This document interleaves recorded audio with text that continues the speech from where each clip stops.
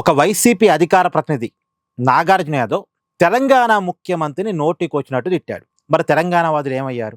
Professor నాగేశ్వరికి మీద ఆంధ్రప్రదేశ్లో ఏదో కేసు నమోదైంది అనగానే చాలా హంగామా చేశారు.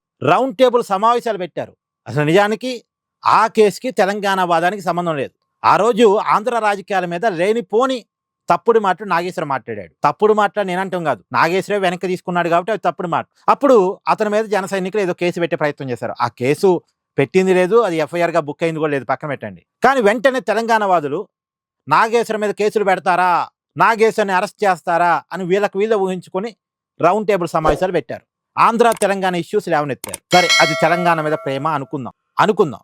తెలంగాణ జర్నలిస్ట్కి కష్టం వస్తే ఇలాగే అందరూ ఐక్యమవుతారు అనుకుందాం, మంచిదే. ఇప్పుడు కేవీ రెడ్డి జర్నలిస్టు, అతను ఆంధ్ర రాజకీయాల మీద మాట్లాడుతూ చంద్రబాబు నాయుడిని, అక్కడ ఉన్నటువంటి ఆంధ్ర నాయకత్వాన్ని నోటికొచ్చినట్టు ఇష్టం వచ్చినట్టు మాట్లాడితే అతను అరెస్ట్ చేస్తే అతనికి సపోర్ట్గా తెలంగాణ జర్నలిస్టులు అందరూ వెళ్ళారు. సరే, తెలంగాణ జర్నలిస్టు కష్టం వస్తే తెలంగాణ జర్నలిస్టులు అందరూ ఒకటిగా ఉంటారు అనుకుందాం. మరి తెలంగాణ ముఖ్యమంత్రిని, తెలంగాణ ప్రజలు ఎన్నుకున్న ముఖ్యమంత్రిని వైసీపీ అధికార ప్రతినిధి నోటికొచ్చినట్టు మాట్లాడితే ఏమయ్యారు వీళ్ళంతా? ఇక్కడ తెలంగాణ వాదం రాదే, కవిత నోరు మెదపదే, తెలంగాణ జర్నలిస్టులు నోరు మెదపరే, పాసమి యాదగిరి నోరు మెదపడే. అంటే తెలంగాణ వాదానికి కూడా రిజర్వేషన్ ఉంటుందా? మేము కొంతమంది విషయంలో స్పందిస్తాం, కొంతమంది విషయంలో స్పందించమని ఏమైనా రిజర్వేషన్ ఉంటుందా? అంటే వైసీపీ నాయకులు ఏం చేసినా సరే తెలంగాణ వాదులు స్పందించరా? అంటే వైసీపీ వాళ్ళు ఎగ్జామ్షనా? ఇక్కడ ఒక వైసీపీ నాయకుడు హైదరాబాద్ గండిపేట దగ్గర 100 కోట్ల రూపాయల విలువైన భూమిని కబ్జా చేశాడంటే ఎవరు మాట్లాడలే. పవన్ కళ్యాణ్ కబ్జా చేయని భూమిని కబ్జా చేశాడని మాట్లాడారు. అది కబ్జా చేసిన భూమి కాదు, కానీ కబ్జా చేసినట్టుగా మాట్లాడారు. అదే వైసీపీ నాయకుడు కబ్జా చేస్తే మాత్రం దాని మీద ఎవడూ మాట్లాడలే.